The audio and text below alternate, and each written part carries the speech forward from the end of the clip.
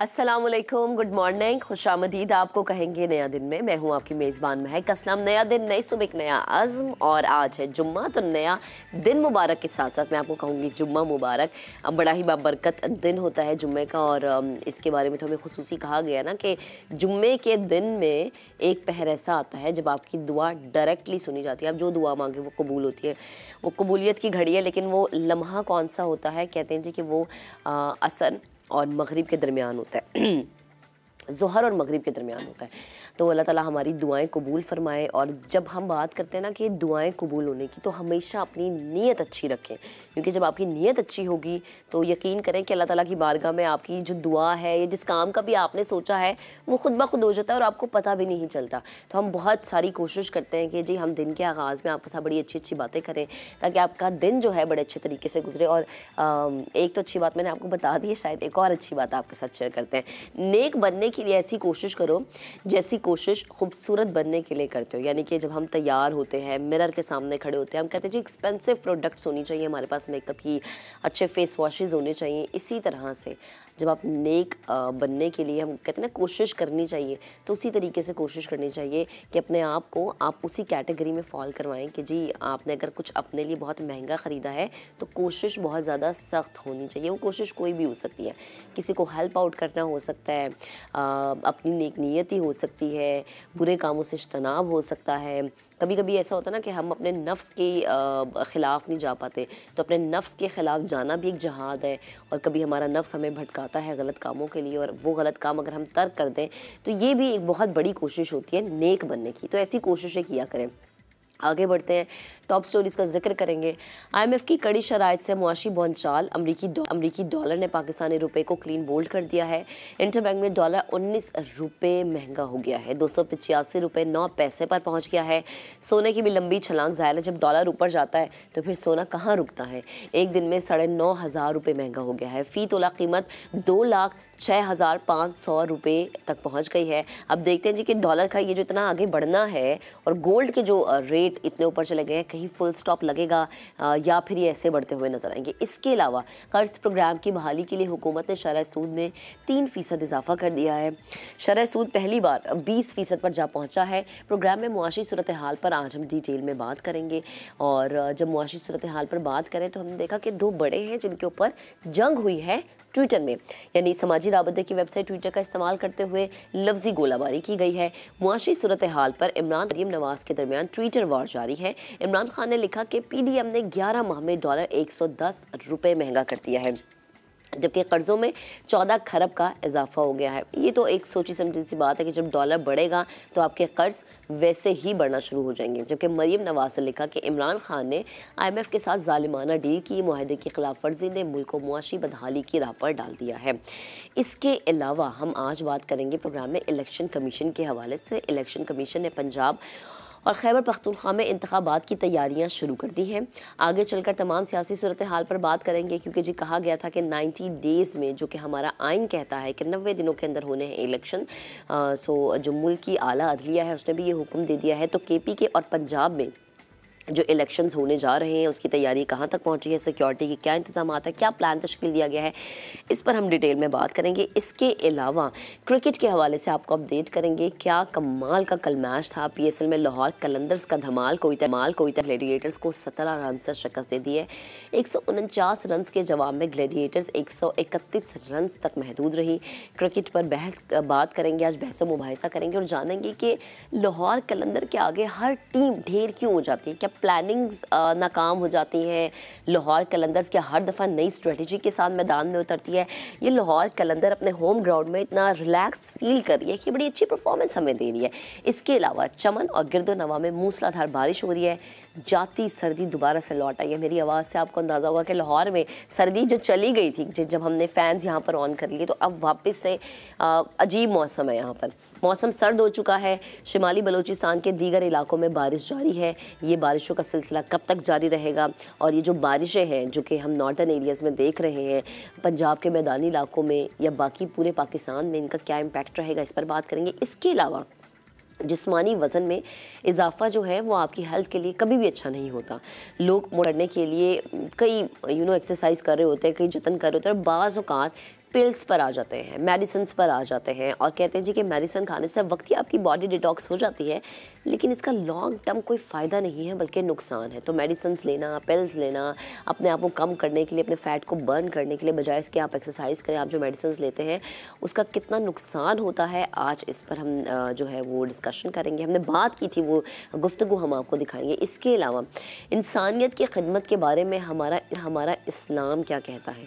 Islamic scholar doctor Farhana Owais हमें programme में join करेंगी, उनसे हम डिस्कशन करेंगे कि इस वक्त जो वक्त चल रहा है हमारे सोसाइटी का, हम देखते हैं कि एक अजीब सी हलचल मची हुई है। कोई किसी के काम नहीं आता, बल्कि अगर कोई शख्स बहुत मजबूर हो या उसके साथ खुदा ना खास्ता कोई हादसा हो जाए तो उसकी वीडियोस या फिर पिक्चर्स अपलोड कर दी जाती हैं। सिर्फ इतना ही कर लिया जाता है कि जो सोशल मीडिया पे उसकी सुनी जाए, लेकिन दीन हमें इंसान की खिदमत के बारे में क्या सिखाता है? क्योंकि हमारा दीन कहता है कि इस चीज़ से बालातर हो जाओ कि कोई काला है, कोई गोरा है, किसी की क्या कास्ट है, सबसे ऊपर इंसानियत की खिदमत को रखा है। तो इस पर आज हम डिटेल में बात करेंगे। बहुत सारे टॉपिक्स हैं, रिपोर्ट्स हैं जो कि आज हमने प्रोग्राम में शामिल करनी है। बहुत सारी चीज़ों पे आज हम डिस्कशन करेंगे, लेकिन सबसे पहले आपको बताएंगे IMF के हवाले से कि IMF की कड़ी शराइत से मुआशी बोछार आ गया है। हमने देखा कि डॉलर की लंबी छलांग, शरह सूद में 3% इजाफा कर दिया गया है। 320 पॉइंट्स इजाफे के बाद शरह सूद जो है पहली बार 20% पर पहुँच गई है और डॉलर ने भी रुपये को क्लीन बोल्ड कर दिया है। इंटरबैंक में 19 रुपये महंगा होकर डॉलर 285 रुपये 9 पैसे का हो गया है और ये तारीख की बुलंद तरीन सतह पर पहुंचा है। स्टेट बैंक ने महंगाई मजीद बढ़ने का इशारा दिया है अभी, यानी कि यहाँ पर फुल स्टॉप नहीं लगा, महंगाई मजीद हो सकती है।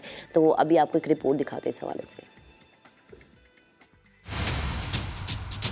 डॉलर का काल, महंगाई की सूरत हाल, उस पर IMF की शर्तों का वबाल, मुल्क में भौचाल आ गया। IMF से कर्ज की किस्त लेने के लिए एक और कड़वा घूंट पीना पड़ा। स्टेट बैंक ने शरह सूद में 3% इजाफा कर दिया। शरह सूद 300 बेसिस पॉइंट्स बढ़कर 20% पर पहुंच गई। उधर करेंसी मार्केट में डॉलर बेलगाम हो गया, रुपए को किया क्लीन बोल्ड। 19 रुपए की छलांग लगाकर डॉलर ने 285 रुपए 9 पैसे का रिकॉर्ड कायम कर दिया। ओपन मार्केट में भी डॉलर की कदर 18 रुपए बढ़ गई। कीमत फरोख्त 292 रुपए की रिकॉर्ड सतह पर पहुंच गई। IMF ने स्टाफ लेवल मुआहदे से कबल पाकिस्तान से शरह सूद बढ़ाने का मुतालबा किया था, तहम डील में ताखीर से करेंसी मार्केट पर बुरा असर पड़ा है। इससे पहले अक्टूबर 1996 में शरह सूद 19.5% की बुलंद सतह तक गई थी। इसके अलावा शरह सूद में 3% इजाफा, जैसा कि मैंने कहा कि स्टेट बैंक ने मजीद महंगाई का इशारा दे दिया है। डिटेल्स ये हैं कि मरकजी बैंक की जानिब से मॉनेटरी पॉलिसी बयान में ये कहा गया है कि फरवरी में महंगाई बढ़ने की शरह रिकॉर्ड 31.5% रही, विच इज़ वेरी अलार्मिंग। आइंदा जो चंद माह है इसमें मजीद इजाफा मतवक्के है। स्टेट बैंक का ये कहना है कि जनवरी के इजलास में बैरूनी और मालियाती तब्दीलियों की वजह से दरपेश जिन खतरात की निशानदही की गई थी उनमें से बेशतर खतरात हकीकत बन गए हैं। फरवरी के महंगाई के अदाद शुमार में जुज़वी तौर पर इनकी अक्कासी होती हुई नज़र आ रही है। सो अब आगे देखेंगे हम कि जैसे जैसे वक्त बढ़ेगा, जैसे जैसे हम आगे बढ़ेंगे अपनी ज़िंदगी में, इस साल में कितनी मज़ीद महंगाई हमें देखने को मिलती है। इसके अलावा जनाब आपके साथ ये शेयर करें कि वज़ीर ख़जाना इसहाक डार का ये कहना है कि मुआशी अदाद शुमार दुरुस्त समत की तरफ गामजन है। अब ये इस तरफ इशारा कर रहे हैं मेरी समझ से बाहर है। पाकिस्तान मुखालिफ अनासर मुल्क के डिफ़ॉल्ट होने की अफवाहें फैला रहे हैं।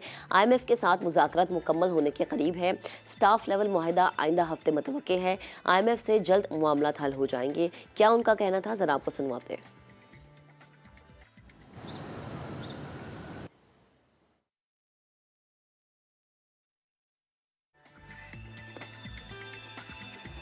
मुआशी मामलात की जब हम बात करते हैं तो हमने देखा कि मरियम नवाज़ और साथ ही साथ इमरान खान साहब पर एक जंग जारी है। वैसे तो लफ्ज़ी जंग उनकी होती रहती है, जलसों में एक दूसरे को वो मुखातिब करते रहते हैं, लेकिन ये जंग जो है वो समाजी राबते की वेबसाइट ट्विटर पर हुई और खान साहब ने ये कहा कि मौजूदा गवर्नमेंट ने बहुत ज़्यादा नुकसान पहुँचाया है, जबकि मरियम नवाज़ जो है उनका मौक़िफ़ अलग था। वो भी आपके साथ शेयर करते हैं। पहले ज़रा मैं खान साहब की बात करती हूँ। इमरान खान ने डॉलर में इजाफे और महंगाई का जिम्मेदार PDM हुकूमत को करार दिया है। मरियम नवाज़ ने भी उन्हें करारा जवाब दिया। रिपोर्ट आपको दिखाते हैं।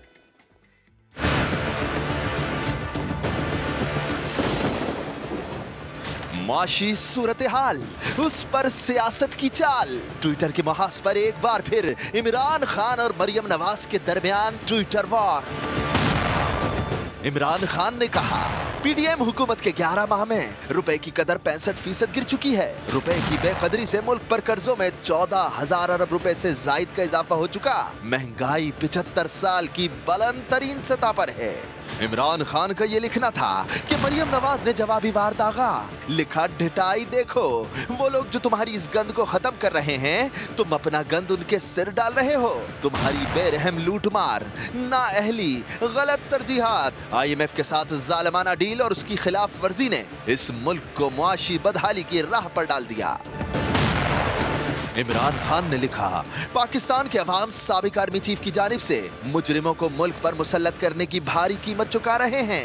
मरियम नवाज ने जवाब दिया, उन तमाम लोगों का शुक्रिया अदा करना ना भूलें जो तुम्हें 4 साल तक पालते रहे, और अदलिया में उन असर रसूख की बाकियात का भी जिन पर तुम अब भरोसा कर रहे हो, हम ऐसा होने नहीं देंगे।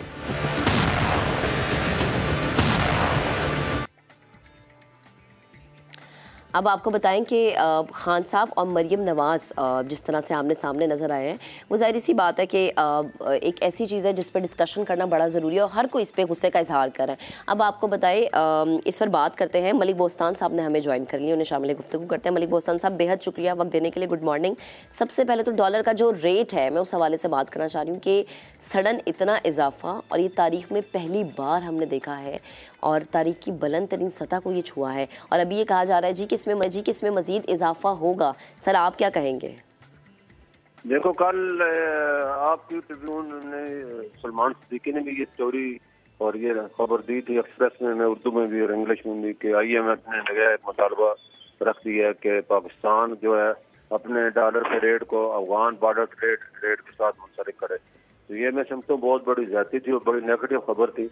इसका मतलब हम पाकिस्तान जो है अफगानिस्तान के रेट को फॉलो करे, ये तो इम्पॉसिबल है, और पाकिस्तान की पूरी मैशियत का जनाजा निकलेगा, पर रुपये को दफनाने की जरूरत है, बाकी तो कुछ नहीं बचेगा। फिर उनका रेट हमेशा 20 से 30 रुपये मार्केट से ज्यादा था, क्योंकि उनके अकाउंट फ्रीज है, उनके इकोनॉमिक सैंक्शन लगी हुई है, किसी दुनिया से उनके सफारती तरकात नहीं है। वो जो भी पाकिस्तान का रेट होता है वो अपनी जरूरत पूरी नहीं करने के 20 से 30 रुपये ज्यादा ऑफर करके अपनी जरूरतें पूरी करें, जैसे पाकिस्तान के रिजर्व पे, मैशियत पे, रुपये पे थोड़ा सा पड़ है। तो मैं समझता हूँ हुकूमत की तरफ से इसकी वाज़ेह तरदीद आनी चाहिए, अगर है तो इस बिल्कुल कौम को इस बात में लेके और ये इस तरह IMF को कन्विंस करे कि पाकिस्तान ने बड़ी कुर्बानियाँ दी हैं, और पाकिस्तान के सैलाब से मैशियत वैसे तबाह हो चुकी है, वो दहशतगर्द के निशाना भी अगर पाकिस्तान बने तो ये दुनिया को महफूज बनाने के लिए बने। और पाकिस्तान ने सबसे बड़ी बात जो ईरान के साथ बहुत बड़ा मायदा किया था, 19,000 अरब फुट का जो मायदा था, बड़ी सस्ती गैस और तेल हमें मिलना था, वो भी पाकिस्तान नहीं कर रहा, अमेरिका और दुनिया की खातिर के उसमें इकोनॉमिक सेक्शन है। तो इसी तरह पाकिस्तान को तो इस वक्त मदद करनी चाहिए। चाइना ने भी बड़ा अच्छा बयान दिया है कि अमेरिका और बाकी जितने भी अमीर ममालिक पाकिस्तान की हेल्प करें, पाकिस्तान को क्राइसिस निकालने में ऐसी लंबी लिस्ट न बनाए। उनकी तो लिस्ट शैतान की आंख की तरह बढ़ती जा रही है, रोज एक नया मुतालबा लेके आ जाते हैं। 25 साल की तारीख में इतना सब कभी शरायतें पेश की जाए, और पाकिस्तान को इस वक्त बड़े IMF का जो है, हालांकि कोई इतना बड़ा अमाउंट नहीं है $1 अरब, लेकिन मसला ये दरपेश है कि पूरे दोस्त ममालिक उस वक्त हमें देंगे $20 अरब जब ये आपका प्रोग्राम अवेल हो जाएगा। तो इसलिए हुकूमत हर हालत में इसको कामयाब बनाने की कोशिश करी, हर वो मुतालबा मान रही जिसमें उनकी अपनी सियासत भी दो पे लगी, और बदनामी में उनका मतलब उनकी सारा नुकसान हो रहा है, मुल्क का भी नुकसान साथ साथ हो रहा है। तो मैं समझता हूँ हुकूमत पूरे मुतालबे मान चुकी है, सिवाय इसके कि चीन ने भी गारंटी दे दी है, बाकी दोस्त ममालिकों ने गारंटी तो दी है, लेकिन वो कहा जी तहरीरी तौर पर हमें दे, तो भी इंशाल्लाह मिल जाएगी। और तो कोई मुतालबा ऐसे नहीं जो पाकिस्तान ने पूरा न किया। अच्छा मलिक साहब, मुझे ये बताएं कि जो हम बात करते हैं कि बोरियों में डॉलर अफगानिस्तान स्मगल होना, क्या आपको लगता है कि मेन रीज़न यही है डॉलर के जो कीमतें बढ़ रही हैं, इसका प्राइस रेट हम इतना ऊपर जाता हुआ देख रहे हैं, ये इसके अलावा कोई और वजूहात भी हैं? बहुत सारी वजूहत हैं। हमारा बड़ी जो हमारी कमजोरी और हमारी समझो को नाइली समझ सकते हैं कि हमने अपने रिजर्व खो दिए गलत पॉलिसियों की वजह से, और अफगान जो तालिबान की हुकूमत आई है और इस चीज़ को हम हकीकत को समझने की कोशिश ही नहीं करे, अपनी पॉलिसियों को रिव्यू नहीं करे। बहुत सी चीज़ें जो कि मैंने साहब डार साहब को मीटिंग में भी बताई थी कि हमें अफगान ट्रांसपोर्ट को ये बहुत बड़ा नासूर है पाकिस्तान के लिए, क्योंकि हमारे अपने इम्पोर्टर जो है जब से ड्यूटियां लगी है 400-600%, ये डॉलर जो है अपना गुड्स जो है अफगान ट्रांसलेट नाम के ड्यूटी फ्री होने की वजह से इम्पोर्ट करते हैं, अफगानिस्तान भेजते हैं, वापस ले आते हैं।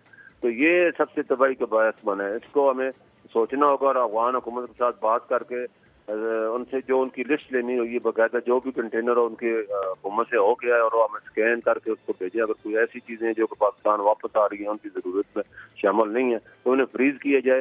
ये $2 अरब हमारे हर महीने के पैसे होते हैं, साल के $24 अरब बनता है। इस तरह हमारी और सी चीजें जो है हम अगर उनको अभी से सही नहीं करेंगे, इस तरह जो बॉर्डर पे डेली 15,000 लोग जाते हैं, $1,000 हमने अलाउ किया हुआ है। तो मैंने कहा जिसको डॉलर की बजाय आप रुपये और अफगानी में अलाउ करें, डॉलर पे बैन लगाए तो हमारा $15 मिलियन पर डे बच सकता है।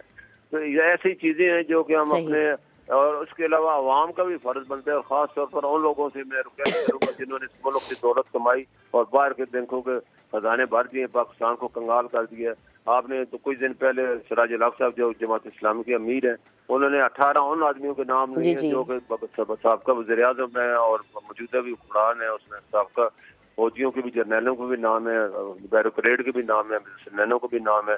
तो उनके अरबों डॉलर उन्होंने लिखा, 4,000 अरब रुपए के डॉलर पड़े, ये अरबों डॉलर बनते हैं। अगर उनसे भी हम रिक्वेस्ट करते हैं आपने इसी मुल्क से कमाया तो मुल्क में वापस ले आए, आपको उसके पैसे भी मिलेंगे और इंटरेस्ट रेट भी दुनिया से सबसे ज्यादा मिलेगा, पाकिस्तान भी अपने पांव पे खड़ा हो जाएगा। ठीक है मलिक बोहसन साहब, बेहद शुक्रिया, आपने वक्त दिया, आप गुफ्तगू कर रहे थे। आगे बढ़ते हैं और आपको बताएं कि चीन ने मालियाती इदारों और तरक्की याफ्ता ममालिक से पाकिस्तान की मदद करने की अपील कर दी है। इसके अलावा चीनी तर्जुमान वजारत खारिजा का कहना था कि तमाम फरीकैन कर्ज़ों का बहरान हल करने समेत पाकिस्तान की मदद करें। मज़ीद डिटेल्स ये है कि तर्जुमान चीनी वजारत खारिजा की न्यूज़ ब्रीफिंग के दौरान ये कहा गया है कि तरक्की याफ्ता मुल्कों की सख्त मुआशी पॉलिसीज़ पाकिस्तान जैसे ममालिक के मुआशी बहरान का सबब है। उनका मज़ीद कहना था कि मालियाती इदारे और कर्ज देने वाले ममालिक पाकिस्तान की मुआशी सूरत हाल में उनकी मदद करें। तर्जुमान चीनी वजारत खारजा ने कहा कि तमाम पार्टीज़ पाकिस्तान के लिए मस्बत किरदार अदा करें। अभी एक ब्रेक लेते हैं, ब्रेक के बाद दोबारा हाजिर होंगे, आप साथ रहिए। Welcome back once again. हम जरा बात करते हैं बड़े मियाँ साहब की। मुस्लिम लीग नून के कायद नवाज शरीफ से लंदन में इमरान खान के अदालती केसेस से मुतालिक सवाल हुआ, जिस पर नवाज शरीफ साहब ने जवाब दिया कि इसी रफ्तार से हमें भी इंसाफ मिलता तो मुल्क तरक्की करता रहा, खुशहाल होता रहता। मजीद उनका क्या कहना था आपको दिखाते हैं। साहब, जिस बुलेट रफ्तार से अदालती इंसाफ मिल रहा है, अगर इसका आधा भी 2017 में आपको मिल जाता तो क्लिप होते। मुल्क आज हवा में उड़ा हुआ था, हवा से उड़ने का मतलब कि बहुत तरक्की कर रहा होता और बड़ा खुशहाल होता। इसके अलावा आगे बढ़ते हैं। सुप्रीम कोर्ट के हुक्म पर इलेक्शन कमीशन ने पंजाब और KPK में आम इंतखाबात की तैयारियों का आगाज़ कर दिया है। इलेक्शन कमीशन ने ज़िली इंतज़ामिया को डिस्ट्रिक्ट रिटर्निंग अफसरान के लिए नाम देने की हिदायत की है। सूबाई इलेक्शन कमिश्नर से भी मुरासले भेजकर इंतखाबी अमले की फहरिस्त मांग ली गई है। 40 मास्टर ट्रेनर्स की फहरिस्त भी तैयार कर ली गई है। मास्टर ट्रेनर्स को इलेक्शन कमीशन के सीनियर अफसरान इलेक्शन कमीशन सेक्रेटेरिएट में ट्रेनिंग देंगे। अफसरान की ट्रेनिंग के बाद इंतखाबी अमले की तरबियत का अमल शुरू किया जाएगा। तो जो हम कहते हैं ना कि इलेक्शंस की तैयारियां, वो तैयारियां ये हैं जो इलेक्शन कमीशन कर रहा है, लेकिन पार्टीज़ क्या तैयारियां कर रही हैं वो भी आपको बताएंगे। आगे बढ़ते हैं, ज़रा PTI के यू टर्न की बात करते हैं। PTI मशहूर है, खान साहब के बारे में हमेशा ये कहा जाता है कि वो तो यू टर्न लेने में, तो PTI का एक नया यू टर्न सामने आया है। स्पीकर कौमी असम्बली की जानिब से इस्तीफ़ों की मंजूरी और इलेक्शन कमीशन के ज़िमनी इंतखाबात रुकवाने के लिए पेशावर हाई कोर्ट पहुँच गए। सज्जाद हैदर की रिपोर्ट आपको दिखाते हैं, फिर सारे सियासी मामलात पर डिस्कशन करेंगे। स्पीकर कौमी असम्बली ने इस्तीफे क्यों मंजूर किए? 16 मार्च इलेक्शन कमीशन के ज़िमनी इंतखाबात को रोका जाए। PTI रहनुमा परवेज खटक और मुराद सईद समेत दीगर साबिक अरकान कौमी असम्बली के वकील की अदालत में इस्तदा। पेशावर हाई कोर्ट के जस्टिस एजाज अनवर ने केस सुनने से ही माजरत कर ली। 2 रुकनी बेंच ने समाअत के दौरान रिमार्क्स देते हुए कहा कि तहरीके इंसाफ को ये बच्चों का खेल लगता है। पहले इस्तीफों की मंजूरी के लिए जुलूस लेकर स्पीकर के पास जाते थे और अब कहते हैं कि हमने इस्तीफे वापस लेने हैं। PTI के वकील की अदालत से 16 मार्च के ज़िमनी इलेक्शन पर हुक्म इम्तनाई की इस्तदा। जस्टिस इजाज अनवर ने कहा कि मुझे इलेक्शन ट्रिब्यूनल का जज तैनात किया गया है, लिहाजा केस कल कोई और बेंच सुनेगा। कैमरामैन मेरान मुनीर के साथ सज्जाद हैदर, समा, पेशावर। अब आपको बताएं कि गवर्नर सिंध कामरान टिसोरी से एमक्यूएम पाकिस्तान के वफ्द ने मुलाकात की है। मुलाकात में सियासी मुआशी सूरत हाल और तरक्याती मंसूबों पर तबादला ख्याल किया गया है। गवर्नर हाउस कराची में होने वाली मुलाकात में डॉक्टर सगीर अहमद, वसीम आफ्ताब और दीगर शरीक हुए हैं। गवर्नर सिंध कामरान टिसोरी का ये कहना था कि तमाम स्टेक होल्डर्स मिलकर ही सूबे सिंध को तरक्की दिलवा सकते हैं। कराची की तामीर और तरक्की के लिए मुश्तरका काविशों की ज़रूरत है। मुल्क के मुआशी हब की तरक्की में ही पाकिस्तान की तरक्की छुपी हुई है। उनका मजीद कहना था कि वो लोगों को जोड़ने के लिए आए हैं, स्टेक होल्डर से मुशावरत जारी रहेगी। तो गवर्नर सिंध कामरान टिसोरी से होने वाली मुलाकात कराची के लिए बहुत ज़्यादा ज़रूरी थी, क्योंकि हमें पता है कि कराची एक मुआशी हब है और मुआशी हब जो है उसमें तरक्की हो ये बड़ा ज़रूरी है। और जब हम बात करते हैं कराची की, तो कराची के साथ साथ सबकी नज़रें जब इलेक्शंस होते हैं तो पंजाब पे जमी होती है, क्योंकि पंजाब एक हॉट फेवरेट सूबा करार दिया जाता है। और अभी जब इलेक्शंस की बात हुई तो पंजाब और केपी के जो इलेक्शन उसमें जो तैयारियां की जा रही हैं, उसमें एक बात जो कि हमने पीटीआई के रहनुमाओं से सुनी थी कि इलेक्शंस के लिए हम भरपूर तैयार हैं, लेकिन जिस यू टर्न का मैंने जिक्र किया वो ये बताता है कि पीटीआई की तैयारी कुछ नहीं है, जबकि नून लीग का ये मौक़िफ़ था कि पीटीआई अगर कोई भी रुकावट खड़ी करने की कोशिश करेगी तो भरपूर तरीके से जवाब दिया जाएगा। तो पाकिस्तान का कोई भी सूबा हो, भले से वो सिंध हो, पंजाब हो, भले से वो बलूचिस्तान हो, आई थिंक हर जगह पर तरक्की उतनी ही ज़रूरी है जितना हम समझते हैं कि फ़लाने सूबे में ज़रूरी है। डॉक्टर खाकान नजीब इस वक्त मुझे ज्वाइन कर चुके हैं। बढ़ती हुई फिर मुलाकातें, उसके ऊपर बनने वाली पॉलिसीज़ और डॉलर का बढ़ता हुआ रेट आगे आने वाले दिनों में क्या पैगाम लेके आ रहा है हमारी मईशत के लिए। डॉक्टर साहब बेहद शुक्रिया वक्त देने के लिए। Good morning. कल डॉलर का जो रेट बढ़ा तारीख की बुलंद तरीन सतह पर पहुंच गया, इसके बाद आई थिंक अच्छे हिल गए और ये सोचने पर मजबूर हो गए कि महंगाई मजीद बढ़ेगी, जिसकी जानिब जो है वो इशारा दिया भी गया। तो प्लीज़ सर कमेंट कीजिएगा। बिस्मिल्लाहिर्रहमानिर्रहीम। देखिए, एक तो मैं बहुत अरसे से कह रहा हूँ कि पाकिस्तान को यहाँ पर नहीं होना चाहिए जहाँ पाकिस्तान खड़ा है और जिस तरफ पाकिस्तान जा रहा है। अच्छा, इसका मतलब ये था कि पाकिस्तान को आईएमएफ के प्रोग्राम से स्टिक करना चाहिए था। पाकिस्तान का एक बैलेंस ऑफ पेमेंट्स का चैलेंज है। अब वो बैलेंस ऑफ पेमेंट्स का चैलेंज जब क्राइसिस बन जाता है, तो आपने कल देखा कि 19 रुपए की मूवमेंट, जिसको हम डिसऑर्डरली मूवमेंट कहते हैं, यानी कि आप एक ऑर्डरली मूवमेंट करें तो चलें, आहिस्ता आहिस्ता रुपया जो है अपनी कदर को तब्दील करता। ऑर्डरली मूवमेंट हुई और पाकिस्तान ने, चूंकि आईएमएफ ने पाकिस्तान को बहुत अरसे से ये कहा हुआ था कि डॉलर को रोकिए मत, आप डॉलर को पेग ना कीजिए, रुपए को पेग ना कीजिए और इसको मूव होने दीजिए। और कल हमने सिंगल इसको मूवमेंट की। कल कुछ पेमेंट्स भी थी, ये मैं जरूर कहना चाहूंगा कि कल कुछ एक बड़ी डेट पेमेंट भी थी। जब ये दोनों चीजें कंबाइन की तो आपने देखा कि 7% के करीब डॉलर स्ट्रेंथन हुआ। बिल्कुल। अच्छा डॉक्टर साहब, जब आप बात करते हो ऑर्डरली मूवमेंट की, जब आप बात करते हैं कि शराइत के मानने की, मजबूर हो के हम तो कर रहे हैं, लेकिन सर इसका हल कौन बताएगा?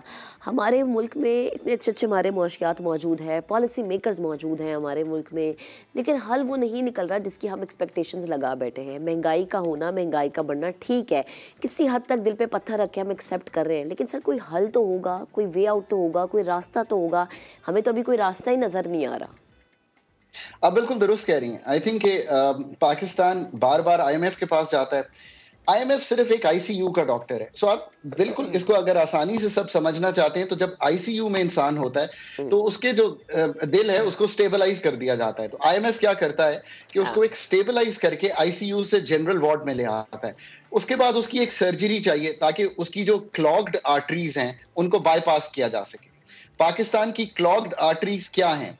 ना हम टैक्स कलेक्ट करते हैं अशरफिया से और अमीरों से, ना हम अपने स्टेट ओन्ड एंटरप्राइजेस को बेचना चाहते हैं। डॉक्टर साहब कता कलामी की माजरत में इसी तरफ आना चाह रही थी। कहा यह जा रहा है जी टैक्स कलेक्ट किया जाए, लेकिन अशराफिया से टैक्स कैसे कलेक्ट होगा? उनके तो माशाल्लाह से लाइफस्टाइल इतने शहाना है कि हम उस पर बात करें तो पूरा दिन गुजर जाए। वो तो टैक्स देना ही नहीं चाह रहे, उनकी जेबों से टैक्स तो निकल ही नहीं रहा। तो बड़ा आसान है इसको एक्सप्लेन करना। मैं हमेशा कहता हूं कि आई फील वेरी सॉरी कि पाकिस्तान का पूरा मुल्क 7,670 अरब रुपया टैक्स देगा। मैं दूंगा, आप देंगी, हर कमाने वाला देगा, कॉर्पोरेट सेक्टर देगा, पर जो नहीं देगा, एग्रीकल्चर इनकम टैक्स 3 अरब रुपया कलेक्ट होगा पूरे मुल्क से। जो नहीं देगा वो रिटेल सेक्टर नहीं देगा, बिकॉज सिर्फ 30,000 रिटेलर, जबकि मिलियंस के रिटेलर्स हैं पाकिस्तान में, वो टैक्स नहीं देंगे। जो टैक्स नहीं देगा वो पाकिस्तान का प्रॉपर्टी सेक्टर है। अगर आप मुल्क को इसी तरह चलाएंगे तो आप यहीं खड़े होंगे। 67% टैक्सेशन पाकिस्तान में इनडायरेक्ट है। That is a shame for Pakistan. That is an unacceptable fact for Pakistan. अगर आप मुल्क को इसी तरह चलाएंगे तो जब आप जनरल वार्ड में आएंगे तो ना आपने टैक्स की सर्जरी की, अब आगे आ जाइए, 952 अरब रुपए का आपने खसारा IMF को कहा कि होगा हमारे पावर सेक्टर में। आप मुझे खुद बताइए कि क्या पावर सेक्टर का ऐसा खसारा IMF या मैं आपको अलाउ कर सकता था होने को? फिर मैंने आपको कहा कि कुछ तब्दीली कीजिए, IMF ने आपको कहा कुछ तब्दीली कीजिए, सो हम वहीं खड़े हो गए। उसके बाद ये वक्त गुजर गया, हमने कीमतें पास कर दी, आपको तकलीफ हुई, सारे मुल्क को तकलीफ हुई, मिडिल इनकम अर्नर्स से लेकर लोअर वल्नरेबल सेगमेंट्स को ज्यादा तकलीफ हुई। ये वक्त भी गुजर गया, हमने कुछ नहीं किया अपने एनर्जी सेक्टर का, हम वहीं खड़े रहे। अब ये तो दो आपके कलीदी मसाइल थे, इसका हल तो आपने करना है। अच्छा डॉक्टर साहब, जब बात करते हैं कलीदी मसाइल को हल करने की, लेकिन हम एक बात ये देखते हैं कि डॉलर का जो बढ़ता हुआ रेट है उसकी बहुत सारी वजहें समझ में आती हैं, लेकिन बॉर्डर से डॉलर की स्मगलिंग होना अफगानिस्तान, सर ये एक वजह, सिर्फ इस चीज़ को एक वजह करार दे दिया जाए, ये समझ से बालातर है। देखिए ये कोई आज तो शुरू नहीं हुआ, सो अगर यही एक कलीदी वजह होती तो ये तो बहुत अरसे से हो रही है। इस वक्त कलीदी वजह ये है कि आपके जो इनकमिंग पैसे हैं, जो सप्लाई ऑफ डॉलर्स है, वो क्या है? एक्सपोर्ट्स गिर रही हैं, रेमिटेंसेस गिर रही हैं, आपके जो ऑफिशियल क्रेडिटर्स हैं IMF, वर्ल्ड बैंक, ADB, उनसे पैसे नहीं आ रहे, FDI लो है जी। ये हैं कलीदी वजूहात कि आपको शॉर्ट टर्म में डॉलर का एक लिक्विडिटी क्राइसिस आया हुआ है। अब अगर हम इसको ठीक करेंगे तो खुद ही जो अफगान मूवमेंट है या जो क्रॉस द बॉर्डर कहीं मूवमेंट है, उसका जो असर है वो कम हो जाएगा, क्योंकि लिक्विडिटी बेहतर हो जाएगी। इसके बाद आपका एक प्रेशर नया आ गया, और उस पर भी मैं समझता हूं कि हमें डिसीजन लेना चाहिए, वो आया हज का। हज के प्रेशर से जब बाइंग शुरू हुई एक्सटर्नल, ये जो कर्व मार्केट है, तो एक और प्रेशर बढ़ गया। अब हमें ये सोचना पड़ेगा कि हमें ये मुल्क कैसे चलाना है। मैं तो अब इस बात का कायल हूं कि जिस तरह हम इस मुल्क को चला रहे हैं, आई डोंट थिंक कि हम इस मुल्क को ऐसे चला पाएंगे, और अगर चलाते रहेंगे तो तकलीफ साहब, अगर अभी भी हम ये सोचें कि हमने मुल्क को चलाना कैसे है, तो फिर आई थिंक हम तो बहुत पीछे खड़े हैं। हम तो शायद उस फहरिस्त में भी नहीं आते जहां पर अफगानिस्तान हमें टॉप पे नजर आ रहा है, हम तो अफगानिस्तान से भी पीछे। अच्छा मुझे ये बताएं कि इंटरेस्ट रेट हम देख रहे हैं कि तारीख में पहली दफा 20% पर चला गया है, इस चीज को आप कैसे देख रहे हैं, इस पर क्या कॉमेंट करेंगे?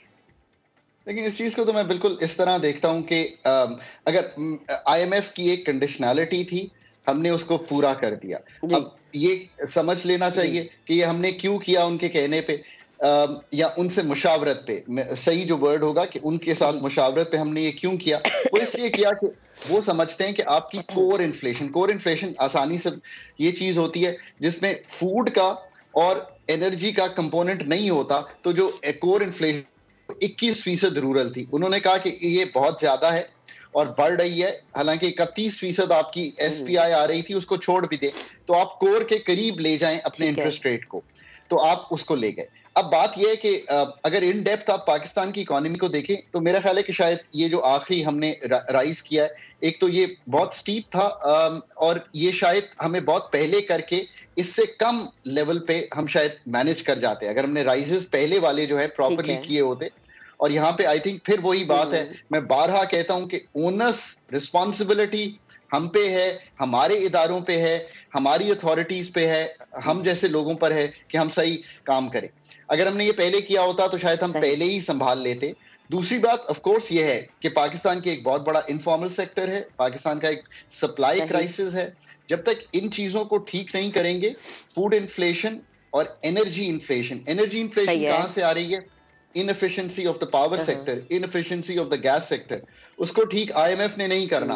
आपने ये तय करना है कि आपने एनर्जी सेक्टर को कैसे चलाना है, और आपने ये तय किया हुआ है कि ना आपने उसको प्राइवेट एफिशिएंसी में चलाना है, ना ही आपने मार्केट क्रिएट करनी है। आपने लाइन लॉसेस जो हैं वो जो नेपरा कहता है उससे भी ज्यादा करने हैं। आपने कलेक्शन जो है वो 88-90 से ऊपर नहीं जाने देनी। अगर आपने ये तय किया हुआ है तो यहीं पे खड़े होना चाहिए जहां पे खड़े हैं। जिस दिन ये तय करेंगे और कॉम्पिटेंस बिल्ड करेंगे तो ये मुल्क तब्दील हो जाएगा। सही, ठीक है डॉक्टर साहब, बेहद शुक्रिया हमारे साथ मौजूद थे, गुफ्तगू कर रहे थे। हर इंसान अगर अपने अपने हिस्से का काम करना शुरू कर दे तो आई थिंक हम बहुत हद तक चीज़ों पर काबू पा सकते हैं। लेकिन कभी कभी हमारे जो सियासतदान होते हैं ना, वो ये चाहते ही नहीं है कि चीज़ें कंट्रोल हों, क्योंकि वो हमें आपस में लड़ते हुए नज़र आते हैं। जब हमारे बड़े आपस में लड़ेंगे तो फिर हम कैसे देखेंगे कि मुल्क में इस्तेहकाम आ रहा है। सियासी मंजरनामे पर आप के साथ हमने रिपोर्ट्स शेयर की। उसी पर बात करने के लिए सीनियर एनालिस्ट जैगम खान साहब हमें ज्वाइन कर चुके हैं, शामिल गुफ्तगू करते हैं। जैगम साहब, बेहद शुक्रिया वक्त देने के लिए, गुड मॉर्निंग सर। सबसे पहले तो मैं इस हवाले से बात करना चाहूँगी कि नवाज शरीफ से जब केसेस के हवाले से पूछा गया तो उन्होंने कहा कि छूट दी गई है। आपको लगता है खान साहब को छूट दी गई है? अभी तक ऐसा लगता है कि खान साहब से नरमी का बर्ताव ज़रूर हो रहा है। यानी जिस तरह से जो सलूक इमरान खान साहब के अपोजिशन के साथ किया गया, इमरान साहब की जो मुखालिफ पार्टी है उनके साथ किया गया, उस तरह का सलूक तो हरगिज़ नहीं हो गया। जिस तरीके से उनको सिर्फ केस दर्ज होने पर गिरफ्तार किया जाता था, 6-6 महीने 1-1 साल बिला जमानत रखा जाता था, उस तरह का सलूक तो यकीनन नहीं हो रहा। लेकिन हम देख रहे हैं कि इमरान खान और पीटीआई की तरफ भी सख्तियां आ रही हैं। इमरान खान साहब की पेशियां शुरू हो गई हैं, वो भी अदालत जा रहे हैं और इमरान खान को काफी इस बात का खतरा मौजूद है कि उनकी नाअहली ना हो जाए। सही, ठीक है। अच्छा जैगम साहब, इलेक्शंस की तैयारियां शुरू हो गई हैं। इलेक्शन कमीशन की जानिब से तो हर चीज़ जो है उसको बिल्कुल सही तरीके से करने की कोशिश भी की जा रही है, अहकाम जारी भी कर दिए गए हैं। आपकी नज़र में जो इलेक्शन की तारीख़ है और जो इलेक्शन के बारे में कहा गया है, जो इलेक्शन होने जा रहे हैं, उसमें पार्टीज़ की तैयारियां आप कैसे देखते हैं? क्योंकि मेरे ख्याल से कि किसी भी पार्टी के पास अब कोई ऐसा बयानिया नहीं है कि अवाम में लेके जाएँ, अवाम की सिंपैथी गेन करें और अवाम अपना हक़ राय दही इस्तेमाल करने के लिए उस पार्टी के हक़ में बाहर निकले। बदकिस्मती से हमारे यहाँ कई साल से 2-3 साल तो कम से कम मसला ये हो गया है कि अवाम पसंदीदगी की वजह से वोट नहीं देते, बल्कि नापसंदीदगी की वजह से वोट देते हैं। इमरान खान साहब के 4 साल में हमने देखा कि लोग इमरान खान साहब की माशी पॉलिसियों से बहुत तंग थे, नाखुश थे, महंगाई बढ़ रही थी, तो उसकी वजह से लोग मुस्लिम लीग नवाज की तरफ जा रहे थे और मुस्लिम लीग नवाज मुसलसल बाई इलेक्शन जीत रही थी।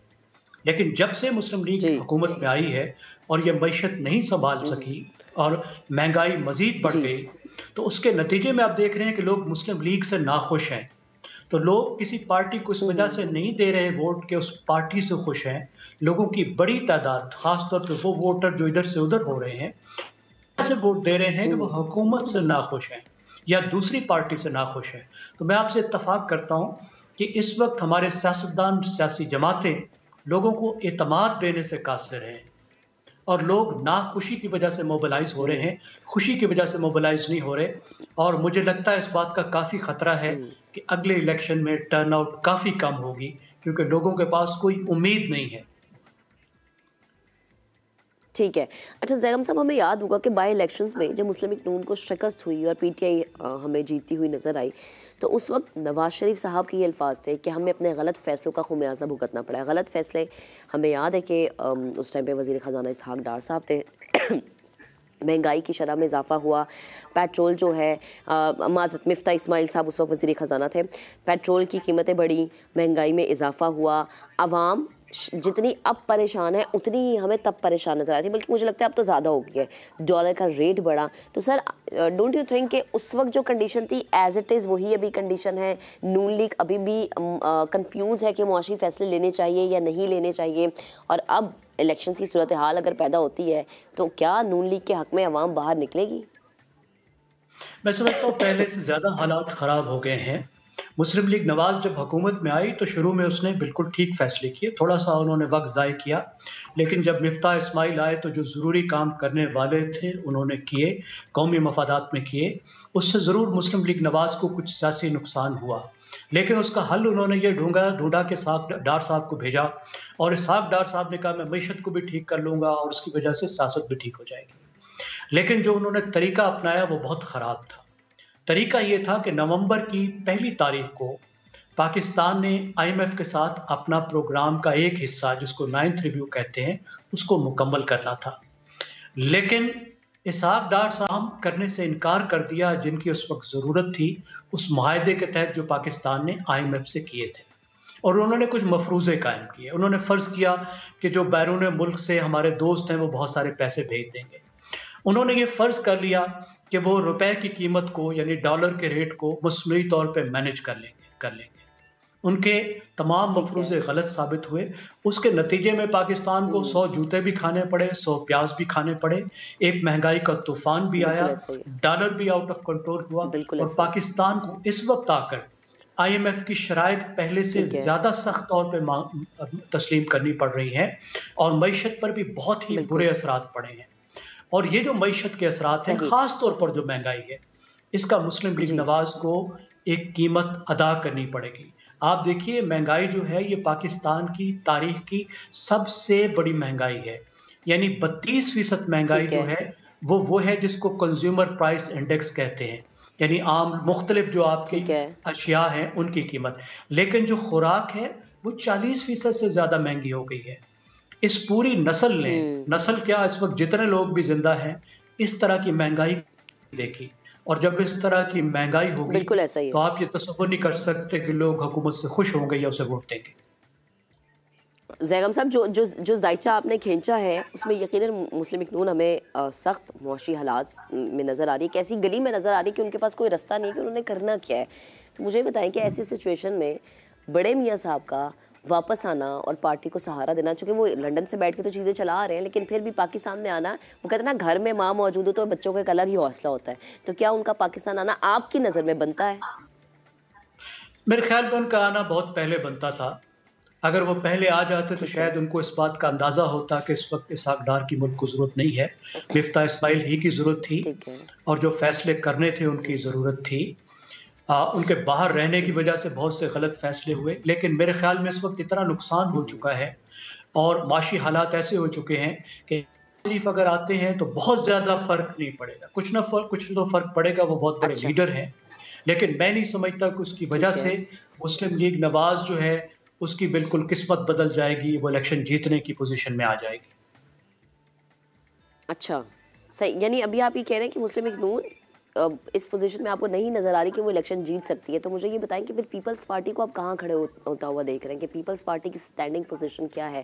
पीपल्स पार्टी तो खामोश है, चुप करके अपना काम करती चली जा रही है। पीपल्स पार्टी जो है एक तो कोशिश कर रही है कि इस वक्त के जो हालात हैं उनका मलबा उस पर ना गिरे, तो हुकूमत में होते हुए भी उसने अपने आप को अलग थलग किया हुआ है, सिर्फ अपनी मिनिस्ट्रीज पर फोकस कर रही है और बिलावल को बिल्ड करने पर फोकस कर रही है, हुकूमत के साथ सामने आने को तैयार नहीं है। पीपल्स पार्टी को जो एक एडवांटेज हासिल है वो ये है कि उसका जो होम ग्राउंड है, यानी जो आखिरी किला है जहाँ पे वो जाकर सिमट गई है और अपने आप को महफूज बनाया हुआ है, उसमें कोई खतरा महसूस नहीं हो रहा। मुझे नहीं लग रहा कि पीपल्स पार्टी को सिंध में कोई खतरा है। शायद वो कराची से कुछ सीटें ले लेंगे, हो सकता है पंजाब से भी 2-4 सीटें इजाफी ले लें, लेकिन मुस्लिम लीग नवाज का मसला ये है कि मुस्लिम लीग नवाज का जो होम ग्राउंड है, यानी जो वस्ती पंजाब है, लाहौर और उसके इर्द गिर्द के इजला और GT रोड का इलाका, वो भी इस वक्त खतरे से दोचार है। शायद उसमें भी बहुत सारी सीटें, बहुत बड़ी तादाद में सीटें मुस्लिम लीग नवाज को लूज करनी पड़ी। ओह ठीक है, ज़ैगम साहब बेहद शुक्रिया हमारे साथ मौजूद रहे थे। और मुस्लिम लीग नून के लिए बड़ी अलामी सिचुएशन बन सकती है, जो कि हमेशा पंजाब, लाहौर के जो इर्द गिर्द के एरियाज़ हैं उन्हें गढ़ कहा जाता है नून लीग का। सो अगर अभी आवाम को रिलीफ नहीं दिया गया तो फिर ज़ाहिर है फिर आवाम का भी वक्त आना है जब उन्होंने स्टैम्प्स लगानी है, ठप्पे लगाने हैं, तो तब जो सिचुएशन हो सकती है वो अगेन, जैसे ज़ैगम साहब भी कहते हैं, मुस्लिम लीग नून के लिए मुश्किलात खड़ी कर सकती है। अभी एक ब्रेक लेते हैं, ब्रेक के बाद दोबारा हाजिर होंगे। Stay with us. Welcome back once again. ज़रा कराची के इंफ्रास्ट्रक्चर के हवाले से बात करते हैं। वैसे तो कराची में कोई जगह या कोई सड़क ऐसी नहीं जिसके हवाले से हम ये कहेंगे बड़ी अच्छी बनी हुई है। अब शहर कायद के खस्ता हाल पेडिस्ट्रियन ब्रिज का मैं जिक्र करूंगी, कोई पुरसाने हाल नहीं है, लेकिन राशिद मिन्हास रोड पर तो बालाई गुजरगाह जो है वो जड़ से उखड़ गई है और शहरी शाहरा को पार करने के लिए हवा में लटके हुए ब्रिज से गुजरने पर मजबूर है। अब आप सोचें कि किसी की ज़िंदगी के लिए कितना ख़तरा है। मज़ीद बात करेंगे अपने नुमाइंदे मोनस अहमद ने हमें ज्वाइन किया, बताएगा क्या डिटेल्स है। देखिए, कराची में इंफ्रास्ट्रक्चर की बदहाली कोई नई बात नहीं है, लेकिन इस वक्त मैं राशिद मिन्हास रोड से रिपोर्ट कर रहा हूं, जहां पे एक पेडेस्ट्रियन ब्रिज जो लोगों की सहूलत के लिए बनाए जाते हैं, बदहाल वो काफ़ी ज़माने से था, अब मुकम्मल तौर पे जड़ से उखड़ चुका है। यहाँ पे जो इलाका मकीन है उनसे हमारी बात हुई, उनका ये कहना है गुज़िश्ता शब एक हादसा हुआ था जिसके बाद ये सूरत हाल पेश आई, और अब देख सकते हैं कि आप इसमें से जो आम आने वाले लोग हैं उनको कितनी मुश्किलात का सामना करना पड़ रहा है। ये देखिए, कैमरामैन सनाउल्लाह से कहूँगा तमाम मनाजिर आपको दिखाएं कि ये पेडेस्ट्रियन ब्रिज जो ज़मीन में नस्ब था वो पूरा उखड़ चुका है। लोगों ने अपनी मदद आपके तहत यहाँ पे एक जंजीर से बांध दिया है, अगरचे इससे कोई बहुत ज़्यादा सहारा नहीं मिल सका होगा, लेकिन जो लोग कर सकते थे उन्होंने किया है। इसके साथ आगे जो इसका पिलर है वो ज़मीन से निकल चुका है और अपनी जगह छोड़ चुका है। इंतहाई मुश्किलात का ये सबब बना हुआ है आने और जाने वालों के लिए। कुछ ख़वातीन हमने देखी, बुज़ुर्ग और बुज़ुर्ग मर्द हज़रात भी देखे जो इंतहाई दिक्कत से इस पेडेस्ट्रियन ब्रिज को क्रॉस करने पर मजबूर नज़र आए हैं। कुछ ख़वातीन तो गिरते गिरते बची हैं, कुछ लोग बैठ के इसको क्रॉस करते नज़र आए हैं, लेकिन कई घंटे गुजर चुके हैं। ये हादसा रोनुमा हुआ था गुज़िश्ता शब कि एक बस यहाँ पर आके इससे टकराई है, जिसके नतीजे में ये हुआ। लेकिन KMC का ना तो कोई अमला यहाँ पर आया है और ना ही इसको आमदोरफ्त के लिए बंद किया गया है, ना ही इसकी मरम्मत शुरू की गई है। जो इलाका मकीन है, यहाँ से गुजरने वाले अफराद हैं, उनका यही कहना है कि फ़ौरी तौर पर इस पर नोटिस लिया जाए, इसकी मरम्मत का आगाज़ किया जाए और फिल फौर इसको लोगों की आमदोरफ्त के लिए बंद किया जाए। जी ठीक है मोनस, बेहद शुक्रिया, आप डिटेल्स शेयर कर रहे थे। ये सिर्फ एक कहानी नहीं है कराची की, एक और ख़बर है कराची से आपके साथ शेयर करेंगे। कराची का इलाका है सुरजानी, जहां सरकारी डिस्पेंसरी खस्ता हाली का शिकार होकर कचरा कुंडी में तब्दील हो गई है। वहां पर मौजूद है हमारे नुमाइंदे खुर्शीद आलम, उनसे जानेंगे। खुर्शीद, बताएगा ये हालत कब से है, इलाका मकीन क्या शिकायत करते हैं, क्या कोई देखने वाला नहीं है? जी बिल्कुल, मैं इस वक्त मौजूद हूँ अब्दुल रहीम गोट में, सुरजानी टाउन का इलाका है दिल गरबी का, और इसी ज़माने में ये इमारत थी और ये DMC वेस्ट का ये सरकारी डिस्पेंसरी थी। दिसंबर 1994 को पीपल्स पार्टी के MP लाल बख्श भुट्टो ने इस सरकारी डिस्पेंसरी का इफ्तिताह किया था, लेकिन अब गुज़िश्ता 6 साल से ये डिस्पेंसरी गैर फ़ाल है कि ये जगह कचरा कुंडी बन चुकी है, जानवरों की आराम की जगह बन चुकी है, और अहम तरीन बात यह कि यहाँ पर खड़ा होना दुश्वार है। 6 साल पहले तक ये आबाद था, यहाँ पे लोगों को सहूलतें मिल रही थी। लोगों ने मुतालबा किया है कि हुकूमत सिंध का महकमा सेहत जागे, DMC वेस्ट का अमला जागे और इस जगह को दोबारा फाल को आबाद किया जाए, ताकि इलाके के लोगों को दूर दराज जाकर के अपनी दवाओं के लिए धक्के न खाना पड़े। जी ठीक है खुर्शीद, बेहद शुक्रिया। हमारी दुआ यही है कि ना सिर्फ ये बल्कि कराची के जितने भी जो है वो इलाके हैं और जहाँ पर ऐसी सूरत हाल है उनको देखा जाए, उनके हवाले से काम किया जाए। अब ज़रा आगे बढ़ते हैं। दुनिया भर में मोटापा एक बहुत आम मसला है, लेकिन बहुत गंभीर मसला भी है। ये ना सिर्फ इंसानी जिस्म को जो है उसकी शक्ल तब्दील कर देता है, बल्कि उस मुतासर करता है, बल्कि इसके साथ ही साथ बहुत सारी बीमारियों का भी बायस बनता है। अच्छा, बहुत सारे लोग मोटापे से बचने के लिए या मोटापे को ख़त्म करने के लिए पिल्स पर आ जाते हैं, मेडिसिन लेना शुरू कर देते हैं ताकि उनकी बॉडी जो है वो डिटॉक्स होना शुरू कर दे। डिटॉक्स वक्ती होता है। मैं बार बार ये चीज़ इसलिए मेंशन करी क्योंकि हम इस चीज़ से गुजर चुके होते हैं, तो जो आपका एक्सपीरियंस होता है, स्पेशली वर्स्ट एक्सपीरियंस, ज़रूर शेयर करना चाहिए अपने नाज़रीन के साथ। सवाल उठता है कि क्या दवाइयाँ वाकई मोटापे को कम कर सकती हैं? मेरे नज़दीक तो ऐसा बिल्कुल नहीं है, बल्कि इससे आपकी बॉडी को ज़्यादा नुकसान पहुंचता है।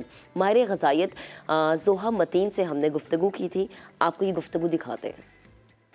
ज़ोहा मतीन इस वक्त हमें ज्वाइन कर चुके हैं, शामिल गुफ्तगू करते हैं। अस्सलाम वालेकुम ज़ोहा, गुड मॉर्निंग, कैसी हैं आप? बिल्कुल ठीक ठाक। अच्छा ज़ोहा, मुझे ये बताएं कि जो मोटापे को कम करने के बारे में हम अक्सर बात करते हैं कि मोटापा कम करने के लिए आपको वॉक करनी चाहिए, आपको एक्सरसाइज करनी चाहिए। ये अपनी जगह ये चीज़ें बहुत अच्छी हैं क्योंकि ज़ाहिर आपके जो लाइफस्टाइल है उसको ये मेंटेन करते हैं। लेकिन जब आप मेडिसिन्स पे आ जाते हैं तो मुझे लगता है कि इंटरनली आप बहुत सारी बीमारियों का शिकार हो जाते हैं। जी, इन मेडिसिन्स का काफ़ी साइड इफ़ेक्ट्स होते हैं। रिसर्च ने दिखाया है कि काफ़ी इनमें हार्मफुल सब्सटेंसेस भी डाली जाती हैं, तो ये हेल्थ के लिए अच्छे नहीं होते मेरे हिसाब से। अच्छा, तो जो लोग, ये स्पेशली जो ख़वातीन की मैं इस हवाले से बात करी, क्योंकि ज़ाहिर है ख़वातीन के लिए आगे आने वाले वक्त में बहुत सारी चेंजिंग्स होती हैं उनकी बॉडी के लिहाज से, हार्मोनल चेंजिंग्स है, फिर आपके शादी के बाद आपके बच्चे हैं, फिर उसके बाद ज़ाहिर है जब आप 35 क्रॉस कर जाते हैं फिर आपको ये कहा जाता है जी आप वाइटामिन का इंटेक ज़्यादा कर दें। तो स्पेशली जो ख़वातीन चाहती हैं कि जी मोटापा है और मोटापा कम हो जाए, डाइटिंग से भी नहीं हो रहा, एक्सरसाइज से भी नहीं हो रहा, तो अब हम मेडिसिन पे आ जाते हैं, स्पेशली उन ख़वातीन को क्या कहेंगे आप? मैं कहूँगी कि आप एक डाइटिशियन के पास जाएं जो आपको सही से गाइड कर सकें। इतने सारे उल्टे फुल्टे डाइट होते हैं इंटरनेट पे, सब बताते हैं, ये बिल्कुल गलत होते हैं। इससे सस्टेनेबल हेल्थी वेट लॉस नहीं होता। अगर आप सही तरीके से लेके चलें आपका 100% वेट लॉस हो सकता है। एक्सरसाइज करें, डाइट का यूज़ करें। अगर आपको कोई मेडिकल इशू है जिससे आपका वेट नहीं कम हो रहा, आप डॉक्टर के पास जाकर उसको टेस्ट कर सकते हैं कि वो प्रॉब्लम क्या हो सकती है। आपको थायराइड के मसले हैं, मेटाबॉलिज्म के मसले हैं, हार्मोन के मसले हैं, वो क्या चीज़ है जो ट्रीट हो सकती है विद सर्टन मेडिकेशन कि आपका वेट फिर कम हो सके। कोई प्रिस्क्राइब मेडिकेशंस भी हैं मार्केट में जो डॉक्टर के सुपरविजन के अंडर वेट लॉस को एड करती हैं, लेकिन इनमें भी होते हैं साइड इफ़ेक्ट्स। अच्छा, ठीक है। अच्छा ज़ोहा, हमने अक्सर ये देखा है कि रुझान बढ़ना शुरू हो गया है कि जी आईवी करवा लें आप, और आईवी जाहिर सी बात है आपकी बॉडी में इंजेक्ट हो रहा है और इससे कहते हैं जी कि आपका वेट कम होना शुरू हो जाता है। तो ये आईवी करवा लेना क्या ये बेहतर होता है वेट लॉस के लिए? ये एक टेम्परेरी सोल्यूशन हो सकता है, लेकिन मेरे हिसाब से बस हेल्थी डाइट, पोर्शन कंट्रोल और एक्सरसाइज से आपको सबसे बेहतर बेनिफिट्स मिलते हैं वर्सेस कि आप कोई भी मेडिसिन लें। अच्छा, स्ट्रांगली रिकमेंड आप क्या करती हैं? वेट लॉस करना है जी, सबसे ज़्यादा ज़रूरी जो कि बिल्कुल फर्स्ट पर होनी चाहिए चीज़ वो क्या है? आपका डाइट का मेंटेन होना। जी एब्सोल्युटली, मैं एक वेट लॉस एक्सपर्ट हूँ और न्यूट्रिशनिस्ट हूँ। मैं काफ़ी पेशेंट्स देखती हूँ और मैंने देखे हैं बहुत अच्छे रिजल्ट्स थ्रू बस अपने पोर्शन कंट्रोल करना। आई फील दैट हम कभी कभार मील स्किप करते हैं, फिर दबा के खाते हैं, बहुत जंक फूड का यूज़ होता है, बहुत ऑयल होता है हमारे खानों में। बस इन थोड़ी सी चीज़ों को अगर आप थोड़ा सा तवज्जो दें और वेजिटेबल्स और फ्रूट्स की इंटेक ज़्यादा कर दें अपनी डाइट में, इससे आपका वेट डेफिनेटली कम हो सकता है। अच्छा, मुझ जैसी ख़वातीन जो ये सोचते हैं कि एक्स्ट्रा चीज़ पिज़्ज़ा खा लेने के बाद आपने ग्रीन टी पी लेनी है तो आप फिट रहेंगे, उनके लिए क्या कहेंगी आप? ग्रीन टी से कोई वेट लॉस नहीं होता, गर्म पानी से वेट लॉस नहीं कम होता, लेमन वाटर से नहीं होता, ये सब मिथ्स हैं। रियली पोर्शन कंट्रोल, अपनी कैलोरी इंटेक देखनी चाहिए। अगर आप रेगुलर एक्सरसाइज करते हैं तो आपकी कैलोरी बर्न होती हैं, और फिर आप अगर पोर्शन कंट्रोल में खाती हैं तो उससे भी आपकी कैलोरीज कम रहती हैं, उससे ही वेट लॉस हो सकता है। अच्छा ज़ोहा, पोर्शन कंट्रोल करने से मुराद हम क्या लें? लाइक अगर आप अपने लंच में 2 चपातियाँ ले रहे हैं तो आप 1 पर आ जाएं। अपने डिनर में अगर आप प्लेट भर के चावल ले रहे हैं तो आप उसको आधे पे लें। ये पोर्शन कंट्रोल करना, या अपने डाइट में, अपनी डेली रूटीन में अक्सर लोग ऐसा करते हैं कि अपना डिनर स्किप कर देते हैं। डिनर की जगह जी वो कहते हैं कि हम दूध पी लेते हैं, या हम आधा फ्रूट खा लेते हैं, या हम थोड़ी सी वेजिटेबल्स खा लेते हैं। पोर्शन स्किप करने से मुराद मैं क्या समझूँ? आई बिलीव कि मील स्किप करने बिल्कुल नहीं चाहिए। आपकी बॉडी को एडिक्वेट प्रोटीन्स और न्यूट्रिएंट्स की ज़रूरत होती है, इसके बगैर आपकी बॉडी सही से फंक्शन नहीं कर सकती और आपका मेटाबॉलिज्म स्लो भी हो सकता है बहुत अंडर ईटिंग करने से। तो मील स्किप ना करें, लेकिन जैसे आपने कहा था अपने इनटेक कम कर दें, रोटी चावल की आप रिड्यूस कर दें, लेकिन कम्प्लीटली एलिमिनेट करने की कोई ज़रूरत नहीं है। मेरे क्लाइंट्स देखते हैं बहुत अच्छी वेट लॉस बस उनके बस पोर्शंस चावल और रोटी कम करने से, या ज़्यादा प्रोटीन खाने से, हेल्थी फूड्स खाने से। ज़्यादा क्या होता है कि लोग अनहेल्थी स्नैकिंग भी फिर करने लग जाते हैं। जब वो डिनर स्किप करते हैं फिर रात को भूख लगती है, कुकीज़ वगैरह की तरफ चले जाते हैं जो बिल्कुल सही नहीं होते हैं, उससे भी कैलोरीज काफ़ी बढ़ जाती हैं शुगर से। और वो जो रात के एक आखिरी पहर पे आपको भूख लगती है 12-1 बजे के बाद, जिसमें आप फ़ौरन से ऑर्डर करते हैं और कहते हैं लाइट मंचिंग के नाम पे आप जो है वो पिज़्ज़ा ब्रेड भी मंगवा रहे हैं और आप डिफरेंट ऐसी चीज़ें मंगवा रहे हैं, और वो जाहिर है जब आप इतनी रात को ये चीज़ खाएंगे तो वो उस टाइमिंग के लिहाज से तो बड़ी मुश्किल चीज़ें हैं जी। वो मैदे के लिए भी बहुत बुरी होती हैं, आपकी इनडाइजेशन और हार्टबर्न हो सकती है उन चीज़ों से। उस टाइम पे अगर आप अच्छा खाना 8 बजे या 9 बजे तक खा लें, अर्ली खा लें 7 बजे इवन, उसके बाद जब आपको रात को भूख लगे तो हैंडफुल ऑफ बादाम ले लें और 1 गिलास दूध ले लें या हल्दी दूध ले लें। वो बहुत ही अच्छा स्नैक होता है रात के लिए और उससे आपको नींद भी बहुत अच्छी आती है। ठीक है,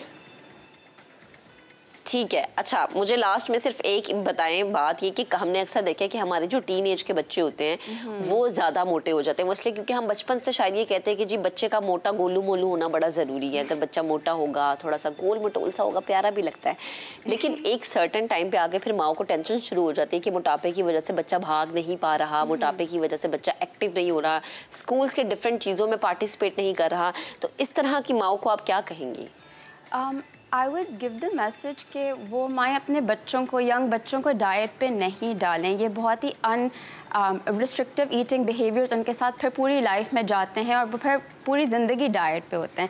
तो इंस्टेड आप बस उनको हेल्थी फूड्स ऑफ़र करें, घर पे हेल्थी फूड रखें, खुद ही अच्छी रोल मॉडल बने वेयर योर चाइल्ड सीज़ कि आप हेल्थी खाने खुद ही खा रहे हैं, उससे बड़ा फ़र्क पड़ता है।